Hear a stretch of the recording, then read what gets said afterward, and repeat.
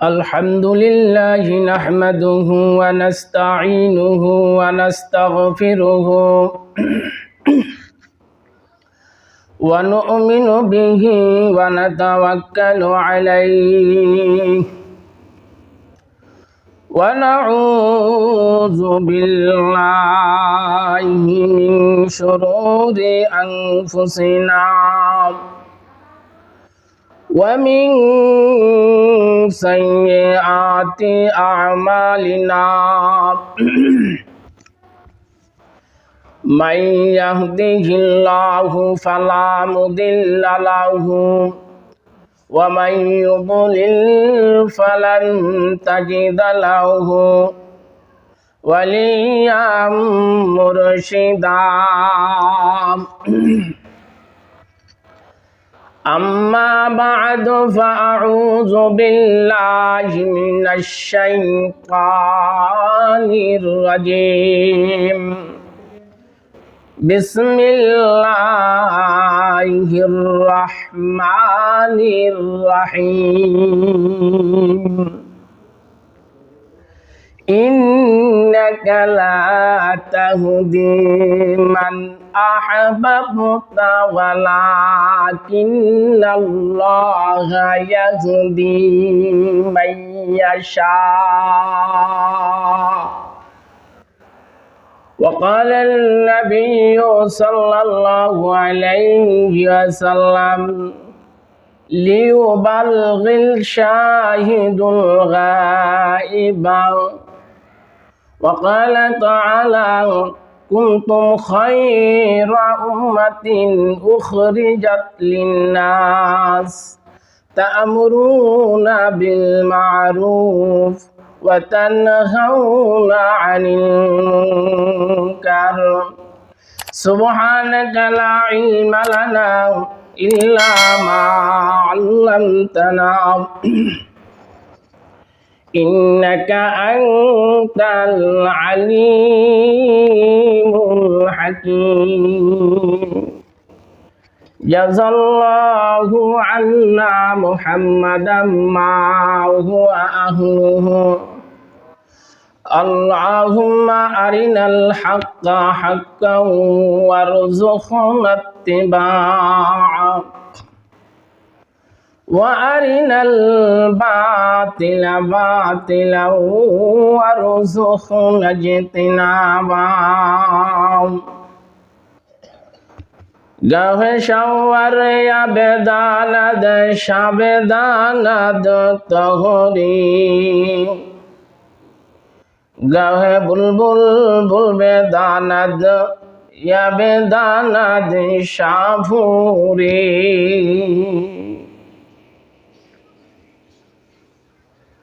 মহান আল্লাহ পাক রব্বুল আলামিনের দরবারে অসংখ্য অগণিত নিয়ামতের শুকরিয়া জ্ঞাপন করছি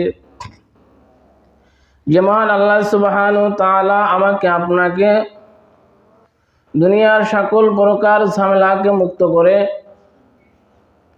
ওই আল্লাহ তাবারক তাআলা আমাদেরকে আজ জুমার দিনে দুনিয়ার সকল প্রকার ঝামেলাকে মুক্ত করে আল্লাহর ঘর মসজিদে আল্লাহ সুবহানাহু ওয়া তাআলা আনছেন এজন্য মালিকের দরবারে অন্তরস্থল থেকে নিয়ামতের শুকরিয়া আদায় করি আলহামদুলিল্লাহ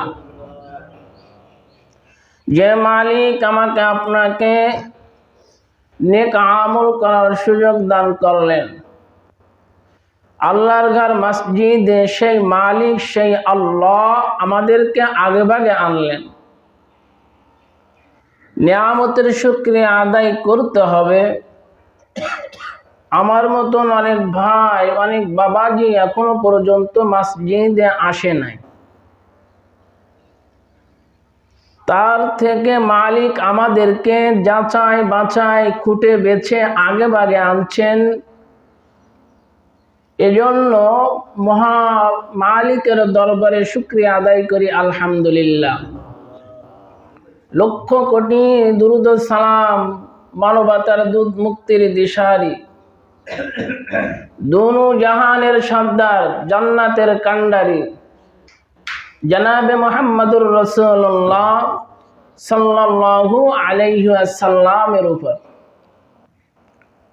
যে মালিক আমাকে আপনাকে অন্য কোনো প্রাণী হাইওয়ান না বানিয়ে মানুষ বানিয়েছেন, সবথেকে উত্তম সৃষ্টি জগতের মধ্যে, সৃষ্টি কুলের মধ্যে মানব জাতি হচ্ছে আল্লাহ পাক রব্বুল আলামিনের দরবারে উত্তম জাতি, উত্তম সৃষ্টিকর।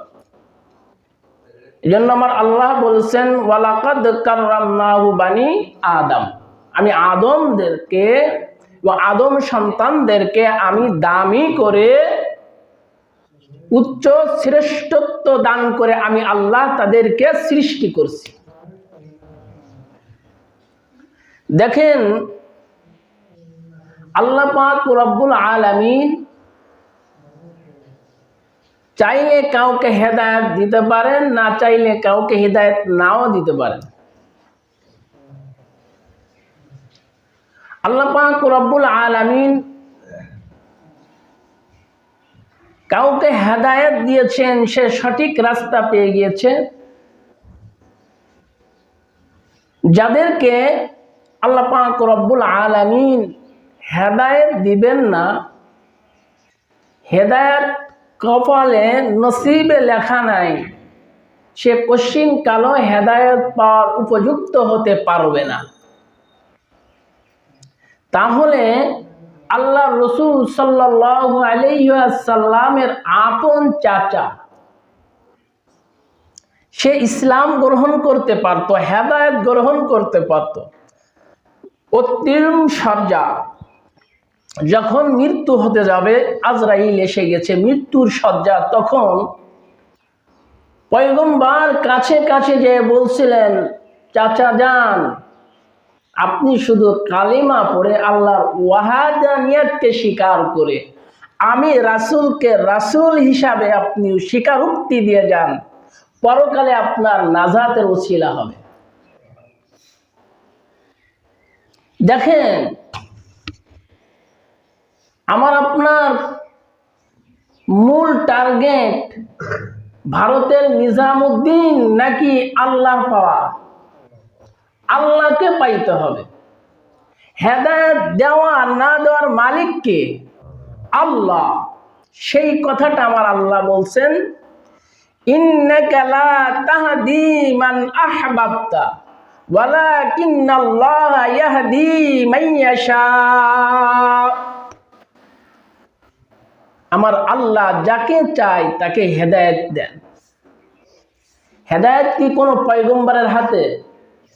হেদায়েত যদি পয়গম্বরের হাতে থাকতো, পয়গম্বর যখন চাচাকে ওয়াফ করতেছিলেন, ইসলাম গ্রহণ করতে বলছিলেন, আমার আল্লাহ আয়াত নাজিল করে সতর্ক করে দিয়েছিলেন, হে নবী, আপনার কাছে হেদায়েত না, আপনার কি, আপনি ওয়াজ করতে পারেন, হেদায়েতের মালিক চাবিকাঠি তো আমার হাতে।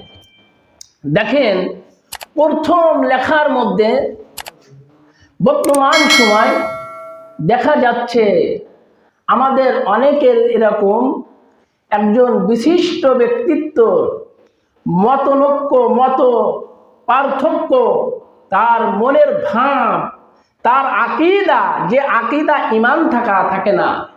আকীদা হচ্ছে যে আল্লাহ তাআলার হাতে হেদায়েত না। জোরে কান নাউজুবিল্লাহ। আল্লাহ তাআলার হাতে হিদায়েত না। এর দলিল কি দিয়েছে? পরের মেসরায়, পরের সেন্টেন্সে বলে দিয়েছেন, এজন্য না, তাহলে আল্লাহ পাক রব্বুল আলামিন নবী রাসূল যুগে যুগে পাঠাইতেন না। এ কি হলো? না, আমার আল্লাহ কালামুল্লাহর বলতে সূরা কাসাসের 56 নম্বর আয়াত দিয়া বুঝায় দেয় হেদায়েতের মালিকের, হিদায়াতের মালিককে, কার হাতে হেদায়েত? আল্লাহ যাকে দিবেন। ইন্নাকা লা তাহদি মান আহবাবতা ওয়ালাকিন্নাল্লাহা ইয়াহদি মান ইয়াশা। আবার সাহেব সাহেব কি বলতেছে? যে আল্লাহর কাছে হেদায়েত না। এই আকীদা যদি আমার মধ্যে যদি থাকে, আমাকে অনুসরণ করা আপনাদের দরকার নাই। আমার ঈমান দুরূহ হয় আমার আবার ঈমান পুনরায় আনতে হবে। আমার অনুসারী যারা হবে তারাও তাদের আকীদা দরস হয় নাই, তাদেরও স্থান, তাদেরও দাওয়াত আমার আপনার কোনো কাজে আসবে না। দেখেন সাদ সাহেব বলতেছে আল্লাহ তাআলার হাতে হেদায়েত না, যদি থাকতো তাহলে তিনি নবী রাসূল পাঠাতেন না। আবার আল্লাহ কি বলতেছেন, হেদায়েত তো আমার হাতে।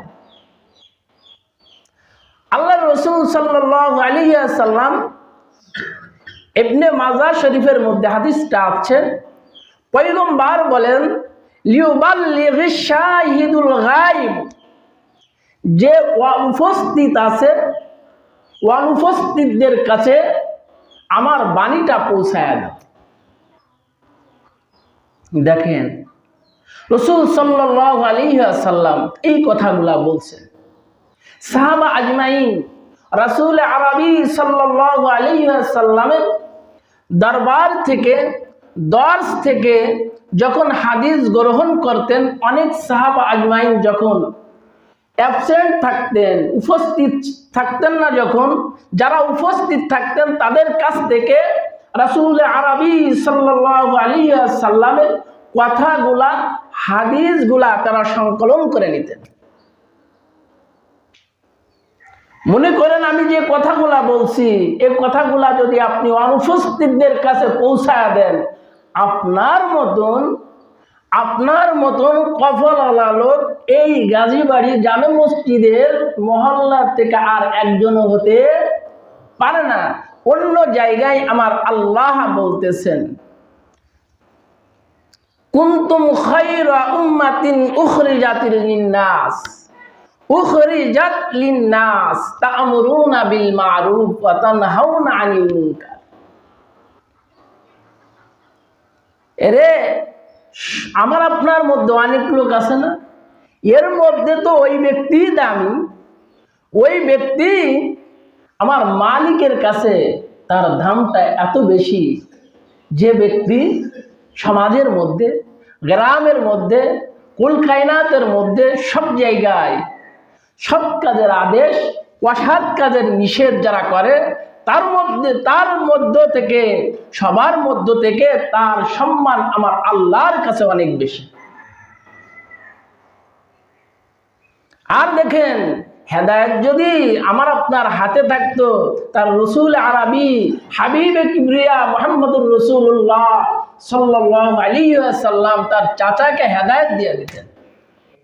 হেদায়েত যদি রাসূল পয়গম্বরদের কাছে থাকতো, আল্লাহর নবী নূহ পয়গম্বর, যার নাম ছিল আব্দুল গফফার, কওমদের কাছে দাওয়াত দিতেন, কওমের নির্যাতন করত, রাতে পাহাড়ের চূড়ায় যাইয়া এই আব্দুল গফফার কান্না করত, আল্লাহ আমাকে আমার কওমে দিনে মারে, রাতে আমি তোমার কাছে কান্না করি, ও মালিক।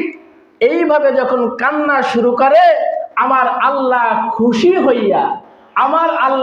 খুশি হইয়া নূহ বলে ডাক দিয়ে সম্বোধন করে পয়গম্বরকে সান্ত্বনা দান করে।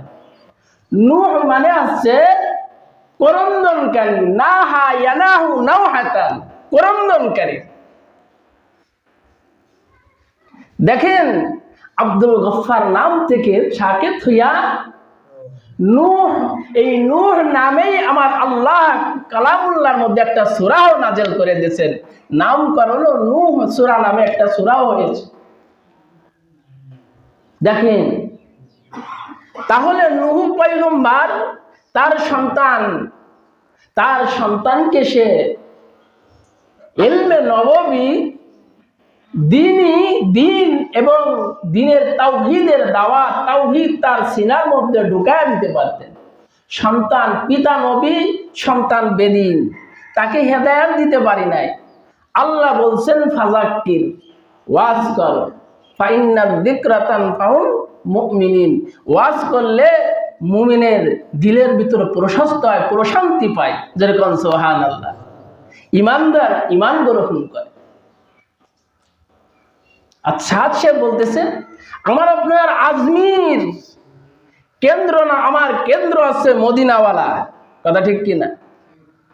নিজামুদ্দিন আউলিয়া, সেই ভারতবর্ষে নিজামুদ্দিন আউলিয়া, ফকির জিয়াউদ্দিন, এই দুইজনে, একজন ছিল নিজামুদ্দিন আউলিয়া যেমন আলেম তেমন আবেদ, তেমনই আমার মালিকের নৈকট্য প্রাপ্ত একজন বান্দা ছিলেন। এই নিজামুদ্দিন আউলিয়ার কিছু কাজ ছিল, বেদাত কিছু কাজ প্রকাশিত হয়েছিল, যেটা হচ্ছে আমরা সীমা বলি, টুনটুনি টুনটুনি ডাকুর বাজায় না, বাবের গান বলে। কিছু নিজামুদ্দিন আউলিয়াদের অনুসারী এখনো পর্যন্ত যারা আছে, তাদের মধ্যে এরকম কিছু বেদাতি কাজ তাদের মধ্যে আছে। নিজামুদ্দিনের এই একটা কাজ তার ভিতরে ছিল। থাকলেও ফকির জিয়াউদ্দিন উনি ফতোয়া দিতেন, দৈনন্দিন সকালবেলা ফতোয়া দিতেন বেদাত বেদাত বেদাত। এইভাবে দুইজনের টক্র চলতে থাকলো, চলতে চলতে চলতে চলতে একদিন ফকির জিয়াউদ্দিন অন্তিম সজ্জা, এমতো অবস্থায় নিজামুদ্দিন আউলিয়া কোথাও এক জায়গায় সফরে যাচ্ছেন। খাদেমের কানে আওয়াজ আসলো, খাদেম হযরতকে বললেন ফকির জিয়াউদ্দিন অন্তিম সজ্জা, বলছে ওখানে খবর পাঠিয়ে দাও, প্রোগ্রামে যাওয়া যাবে না, আমার এখন কাজ হচ্ছে ফকির জিয়াউদ্দিনের সঙ্গে সাক্ষাৎ করা। যখন সাক্ষাতের জন্য প্রতিমধ্যে ব্রেক করে ফকির জিয়াউদ্দিনের কাছে চলে গেলেন। ফকির জিয়াউদ্দিনের কাছে যাইয়া ফকির জিয়াউদ্দিনের বাড়িতে যখন গেছে, খানকায় যখন গিয়েছে, খাদেমকে বুলাইছে, বলেন নিজামুদ্দিন আউলিয়া এসেছে। অন্তিম সজ্জা যখন কানে কানে খাদেম এই কথা বলছে, বলার সঙ্গে সঙ্গে ফকির জিয়াউদ্দিনের চেহারা লাল বর্ণ হয়ে গেছে। যাকে প্রতিদিন, যাকে দৈনন্দিন আমি বেদাত বেদাত বলে গালি দিতে থাকি, আজ সে আমার সঙ্গে দেখা করতে আসছে। আহারে, আমি একজন বেদাতের চেহারা দেখে আমি মরতে রাজি না। এইভাবে খাদেম বলতেছে, হুজুর আমি বলছিলাম না আপনাকে মেনে নিতে পারে না, আপনাকে মেনে নিতে পারে না, আপনি আসলেন কি জন্য? অনেক খাদেম আছে না, শুধু কান ভাঙাইতে থাকে আর দ্বন্দ্ব বাধাই দিতে থাকে। ফকির জিয়াউদ্দিন ওনার জায়গায় উনি অটল। এরপরে খাদেমকে বলতেছে তুমি আবার যাও। অনেক কান ভাঙানো নিজামুদ্দিনের খাদেম নিজামুদ্দিন আউলিয়াকে কান ভাঙানোর চেষ্টা করছে না। ওনার ফকির জিয়াউদ্দিনের খাদেমকে বলতেছে আমি এই কামরায় বসলাম, খাস কামরায়, তুমি যাও হযরতের কাছে। ফকির জিয়াউদ্দিনের কাছে নিজামুদ্দিন আপনার কাছে এসেছে, তার ভিতরে যে বেদাত গুলা আছে আপনার হাতে হাত দিয়া তওবা করেন, আপনার কাছ থেকে তিনি বিদায় নেওয়ার জন্য এসেছে। খাদেম যা বলতেছেন হযরত নিজামুদ্দিন আউলিয়া আপনার কাছে এসেছেন, আপনার হাতে হাত দিয়া তওবা করে তিনি আপনার কাছ থেকে দোয়া নিয়ে বিদায় নিতে চায়। ফকির জিয়াউদ্দিন তখন বলছেন অন্তিম সজ্জা যখন খাজা নিজামুদ্দিন আউলিয়া তওবা করবেন, ফিরে আসবেন, অসুস্থ মানুষ বেড ছেড়ে দিয়া, বেড থেকে লাফ দিয়া উঠান খাদেমকে ডাক দেয়, খাদেম চাবি নাও, আলমারি খোলো, আজ আমার জীবনে যত পাগড়ি আমি মাথায় দিয়া নামাজ পড়েছি, হকের কথা বলেছি, আজ পাগড়িগুলা আমার খাস কামরা থেকে, বেডরুম থেকে ওই মেহমানখানা পর্যন্ত আমার পাগড়ি বিছায়া দাও। পাগড়ি বিছায়া দেওয়া হলো। পাগড়ি বিছায়া দেওয়া হলো। পাগড়ি বিছায়া দেওয়ার পর বলছে নিজামুদ্দিনকে খবর দাও, আমার কাছে নিয়ে আসুন। নিজামুদ্দিন আউলিয়াকে খবর দেওয়া হলো। নিজামুদ্দিন পাগড়ির উপরে গালিচার উপরে ওঠে নাই রে মুসলমান, না উঠে পাগড়িটা গুছায় আর মাথায় বেন্দা করেন, মাথায় পেছায়া পেছায়া ফকির জিয়াউদ্দিনের কাছে যাইয়া সালাম দিয়া সামনে বসছে। ফকিউদ্দিন, আমি তোমার কাছে এসেছি, তোমার আমার উপরে তোমার ধারণা রয়েছে, তুমি আমাকে তওবা করিয়ে দাও, তুমি আমাকে তওবা করায়া দাও। ফকির জিয়াউদ্দিনের কাছে তওবা করে নিলেন। দেখেন মুসলমান, যখন সাদ সাহেব তার মূল মিশনের উপরে যখন ছিল, আলেমদের সঙ্গে যখন ছিল, ও মুসলমান, একটু আগে নিজামুদ্দিন আউলিয়াকে মুসলমান ফকির জিয়াউদ্দিন লাথি মেরে দূরে সরাইয়া দিয়েছিল। তওবা করে তার ওই মিশন থেকে ফিরে যখন ফকির জিয়াউদ্দিনের কাছে মাসলাকের তওবা করে নিয়েছেন, তখন কোলে তুলে নিয়েছেন। এখনো পর্যন্ত ও মুসলমান, যখন চার সাহেব যখন আলেমদের সঙ্গে ছিলেন, আলেমদের সঙ্গে দিনের দায়ী দিনের কাজ করেছেন, তখন আলেমরা বুকে তুলে নিয়েছিলেন। যখন আলেম থেকে সরে যে সমস্ত কথাগুলো তার জবান থেকে আকীদা নষ্ট কথা বের হইতেছে, তখন আলেমরা মাথা থেকে ছুঁড়ে জমিনে ফেলে দিয়েছে। ও মুসলমান, ওই সাদ সাহেব বলে যে আল্লাহর কাছে, মালিকের কাছে, স্রষ্টার কাছে কোনো হিদায়াতের কোনো জিম্মাদারিত্ব নাই। যদি জিম্মাদারিত্ব যদি আল্লাহর কাছে থাকতো, তাহলে এত নবী রাসূল পয়গম্বর আল্লাহ দুনিয়াতে পাঠাইতো না। ও মুসলমান,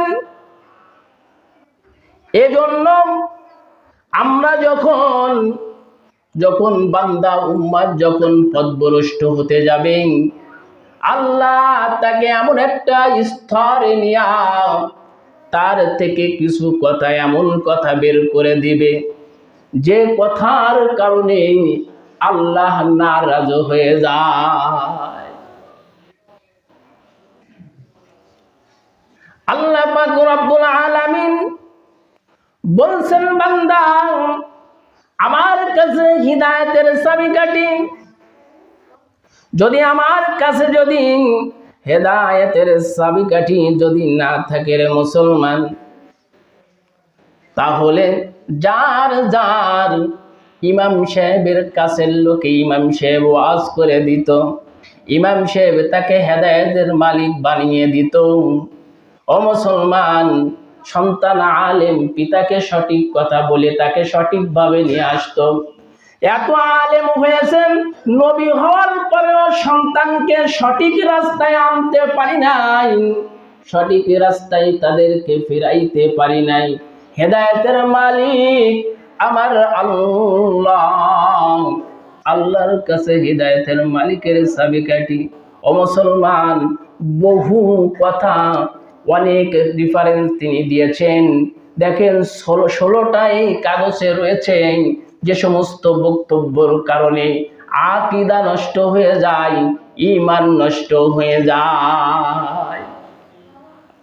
দাওয়াতের কাজ করতেছেন, ভালো আছেন, আপনার দাওয়াতের কারণে, আমার বক্তৃতার কারণে, আমার ওয়াজের কারণে আপনার দিলটা মালিক যদি ঘোরায়া দেয়, এই যে দিলটা পরিবর্তন, এর মূল উৎস হচ্ছে আমার আল্লাহ ঘুরিয়ে দিয়েছে। ওরে বক্তার কোনো কর্তৃত্ব নাই, বক্তার কোনো আহমিয়ত নাই, সব কিছু বক্তা বলবেন, মালিক গ্রহণ করে। বান্দার পরিবর্তনের চাবিকাঠি আমার আল্লাহর কাছে রয়েছে রে মুসলমান। এই সাহেব আরো বলেন, ও মুসলমান, ইমামতি যারা করে,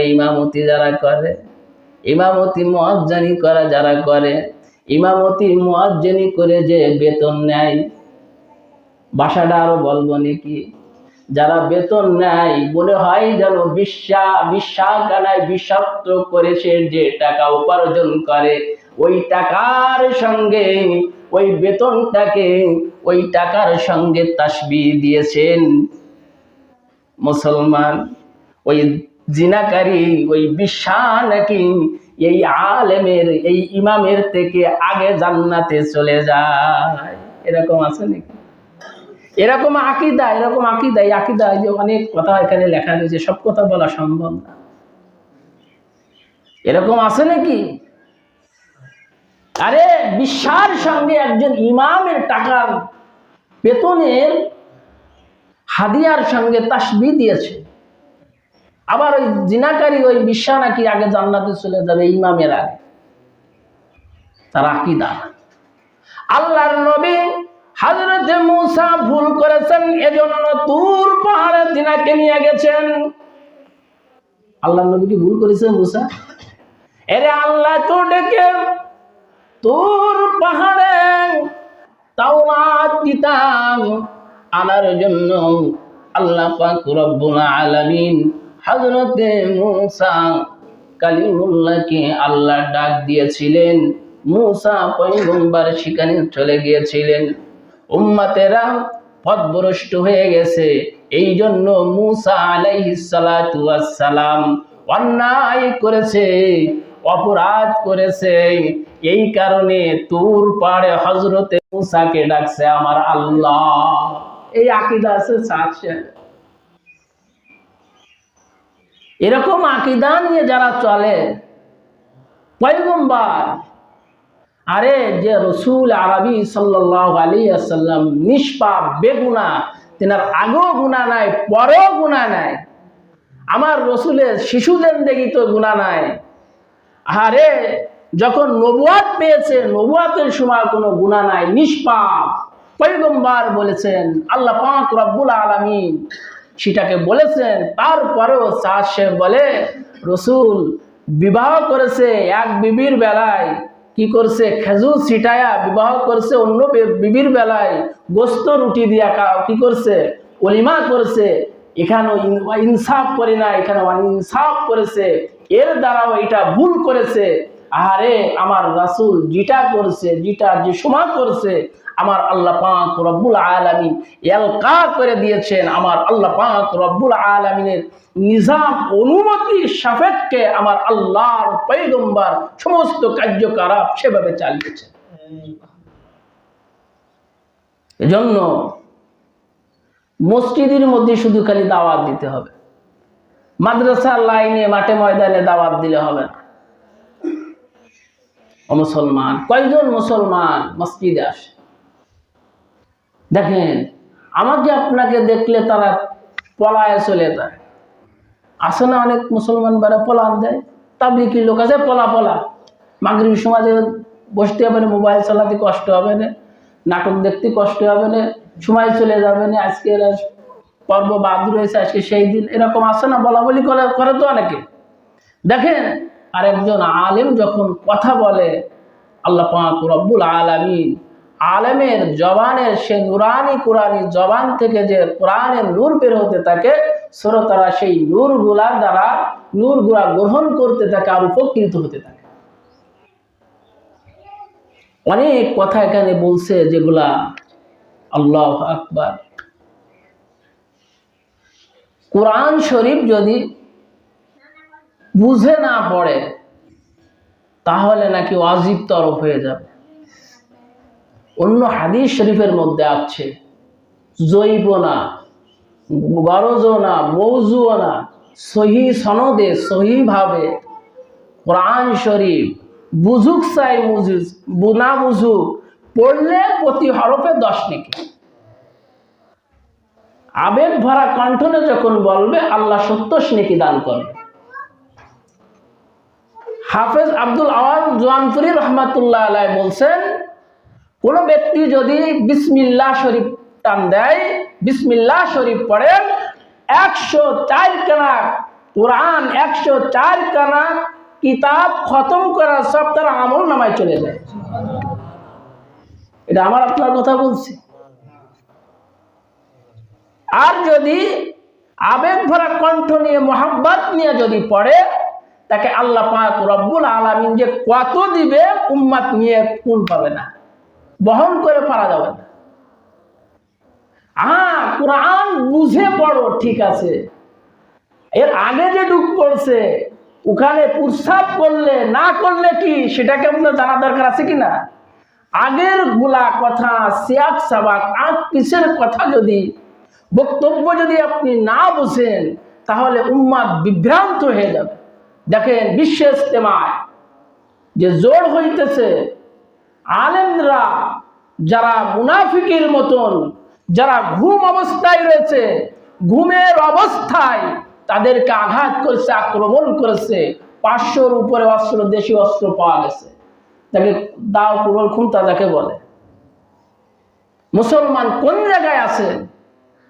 এক শ্রেণীর লোক আমার আপনার ঈমান নেওয়ার জন্য আলেম থেকে যখন আওয়ামকে দূরে যত দূরে নেওয়া যাবে, সেই দেশে সেই জায়গায় একটা অন্য গুনাহের কাজ, বিভ্রান্তর কাজ করতে তারা সক্ষম হবে। দেখেন, তাদের মাদ্রাসা লাগবে না, খুরুজ করেছো, খুরুজ মানে বের হয়েছো, সময় লাগাইছো, এরকম বলে না, খুরুজ করো। ওরে খুরুজ তো যাবো, তার একটা নিয়ম মাফিক আছে না? মনে হয় আপনারা বুঝতেছেন না। আরে যুবতী মায়ের রাস্তা দিয়ে কি বেড়াচ্ছে, উল্লা টুল্লা নাই, আপনি খুরুজ করে বেড়ালেন। খুরুজের 4 আনার মূল্য আছে নাকি? 4 আনার মূল্য আছে? আওয়াজ দিয়ে বলেন 4 আনার মূল্য আছে? আমার বিটিয়া এখানে যাচ্ছে সবকিছু রাস্তায়, কাপড় চোপড় বাড়িতে, ওখানে যাচ্ছে গোসল করতে, আর ওখান থেকে গোসল হয়ে বাড়ি এসে তা কাপড় চোপড় পাল্টাচ্ছে। আর আমি তাবলিগি খুরুজ দিয়ে বাড়ালাম, কোনো কাজ হবে? এই খুরুজে কোনো লাভ আছে? কোনো লাভ আছে নাকি? মুসলমান বুঝতে হবে, অপব্যাখ্যা করলে চলবে না। অপব্যাখ্যার কারণে উম্মাত বিভ্রান্ত, কারে ধরবে কারে ছাড়বে বুঝে আসতেছে না। এজন্য সবসময় আলিমরা উম্মাতের কর্ণধার, যেরকম উম্মাতের বিপদের সাথী, সব সাথী, জোরের সাথী এই আলিম আপনাদের যে কথাগুলা বলবে, নিজের খেয়ে নিজের পরে আপনাদেরকে বলে যাবে, সেই কথাগুলো ফলো করে পালনের চেষ্টা করতে হবে। কারণ হচ্ছে ঈমান বাঁচানো দায় হয়ে দাঁড়াইছে। একজন মুসলমানকে এত হিংস্র, চেয়ারের এত লোভ কেন? একজন মুসলমানকে 4 জন, আমার যে রেফারেন্স দিতে ভুল হতে পারে, শোনা যাইতেছে 4 জন, 2 জন জায়গায় মারা গেছে, পরে আর 2 জন নাকি মারা গেছে। শত শত লোক আহত হয়েছে। আর এই দিন কায়েমের জন্য, তো দিনের জন্য, এই দিনের মধ্যে এত কি? রাসূল আরবি সাল্লাল্লাহু আলাইহি ওয়াসাল্লাম কাফেরদের কাছে দাওয়াত দিয়েছেন। কাফেররা রাসূল আরবি সাল্লাল্লাহু আলাইহি ওয়াসাল্লামকে লাঞ্ছিত করেছে। আজ আমাদের এই সমস্ত মতলক্ষের কারণে আজ উম্মাত বিভ্রান্ত। আলেম থেকে কিভাবে উম্মাতদেরকে অন্যদিকে নিয়ে যাওয়া হয়, যত আলেম থেকে দূরে সরানো যাবে, আলেমদের কিছু দোষ, আলেমদের কিছু আমলের কথা, এমন কথা বলে দিবে যে কথার কারণে আলেমদের কাছে মানুষ বেড়বে না, সে পুরা দিনই বুঝবে না।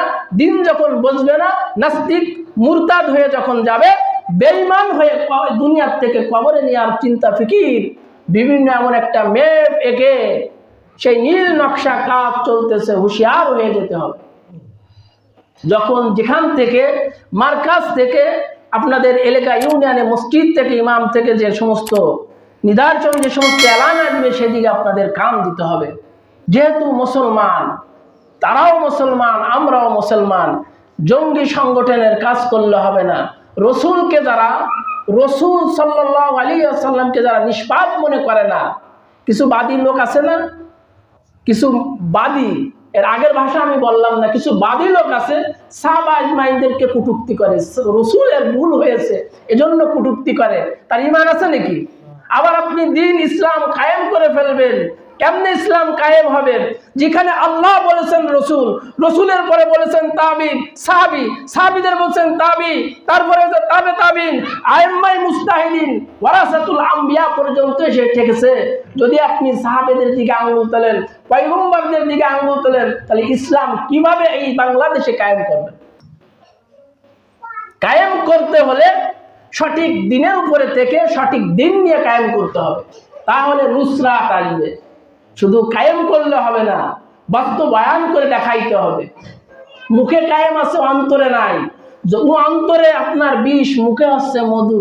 এই দুইটা যখন এক হবে, পরিবেশ সুন্দর হয়ে যাবে। পরিবেশ সুন্দর করতে গেলে এই দুইটা জবান আর দিল এক করতে হবে। পারবেন তো ইনশাআল্লাহ?